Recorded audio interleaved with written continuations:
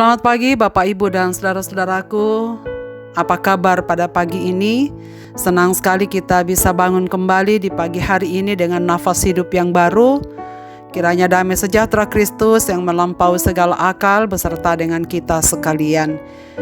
Kita senang sekali dapat berjumpa kembali pada pagi ini sebelum beraktivitas. Kita di acara Renungan Pagi edisi 8 Juli 2022.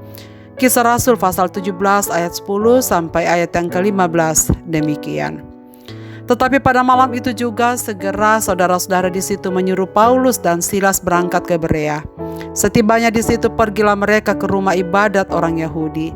Orang-orang Yahudi di kota itu lebih baik hatinya daripada orang-orang Yahudi di Tesalonika, karena mereka menerima firman itu dengan segala kerelaan hati dan setiap hari mereka menyelidiki kitab suci untuk mengetahui apakah semuanya itu benar demikian.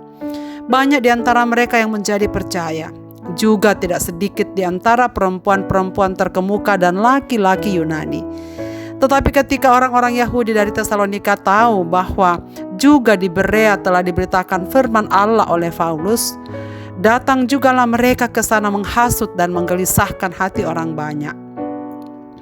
Tetapi saudara-saudara menyuruh Paulus segera berangkat menuju ke pantai laut, tetapi Silas dan Timotius masih tinggal di Berea.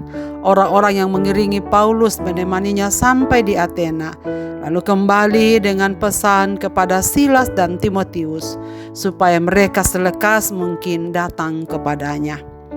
Cek dan recheck sebelum percaya. Saudara sekalian, apakah sebabnya seseorang dengan mudah termakan isu hoaks atau kabar yang salah? Sudah pasti karena tidak mengecek informasi yang didengarnya, apakah sesuai fakta atau tidak. Saudara, sebagaimana yang kita dengarkan kemarin pagi bahwa setiap kali Paulus masuk ke daerah yang baru, selalu mencari kaumnya Yahudi. Artinya Paulus selalu memiliki hati mengingat suku bangsanya. Kemanapun ia pergi, ia selalu merasa memiliki tanggung jawab untuk melayani saudara-saudara sesukunya. Luar biasa ketika tiba di Berea. Setelah meninggalkan Tesalonika, seperti biasa ia mencari rumah ibadat orang Yahudi. Ia menemukan komunitas Yahudi di Berea. Jika di tempat sebelumnya yang dikunjungi oleh Paulus, kaum Yahudi lebih tertutup untuk Injil. Di Berea, mereka terbuka terhadap Injil. Mereka adalah komunitas Yahudi yang lebih baik hatinya daripada orang-orang Yahudi di Tesalonika. Mereka menerima firman dengan kerelaan hati dan menyelidiki apakah semuanya demikian adanya. Hal yang menarik yang kita bisa pelajari saudara sekalian, bahwa kaum Yahudi di Berea tidak langsung menolak ataupun juga tidak langsung percaya. Yang mereka lakukan adalah menyelidiki firman Allah melalui perjanjian lama untuk mengetahui apakah ajaran Rasul Paulus itu benar. Mereka bukanlah orang yang asal percaya tanpa alasan yang jelas. Tindakan jemaat di Berea merupakan teladan bagi semua orang yang mendengarkan pengkhotbah atau guru menguraikan Alkitab atau siapapun. Tidak ada satu ajaran pun yang harus diterima secara fasib. Sebaliknya, harus diperiksa secara cermat dengan menyelidiki Alkitab itu sendiri. Kata yang diterjemahkan menyelidiki dalam nats yang kita baca hari ini saudara sekalian berarti mengayak atau menyelidiki dengan sangat teliti dan cermat. Dan dikatakan bahwa orang-orang Yahudi di Berea dan orang-orang percaya lainnya dan perempuan-perempuan yang terkemuka itu tiap-tiap hari mengecek apa yang Paulus sampaikan apakah benar adanya. Itulah sebabnya setelah menyelidiki perjanjian lama mereka memahami bahwa Yesuslah Mesias yang telah dinubuatkan sejak dari ajaran nenek moyang mereka melalui kitab Taurat. Pemahaman yang benar akan menuntun pada iman. Demikianlah Injil itu diterima dengan baik di Berea. Saudara, lihatlah apa yang dilakukan oleh orang-orang Yahudi di Tesalonika. Dengan sengaja ke Berea setelah mendengar Injil sudah diterima kaum Yahudi di Berea dan bangsa-bangsa lain. Mereka menghasut rakyat, menggelisahkan hati rakyat. Sebagaimana dalam perikop sebelumnya, pekerjaan Tuhan selalu mengalami gangguan dan rintangan, baik dari luar maupun dari dalam. Di Filipi, orang non-Yahudi memusuhi Paulus, sementara di Tesalonika justru orang-orang Yahudi yang memusuhi Paulus.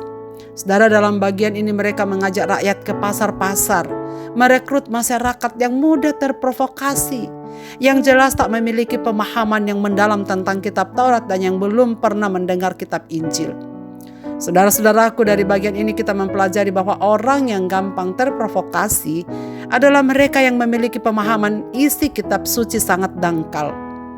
Yang mudah terombang-ambing dan terpengaruh adalah yang tidak memiliki pemahaman yang dangkal terhadap Injil dan ajaran yang dipercayai.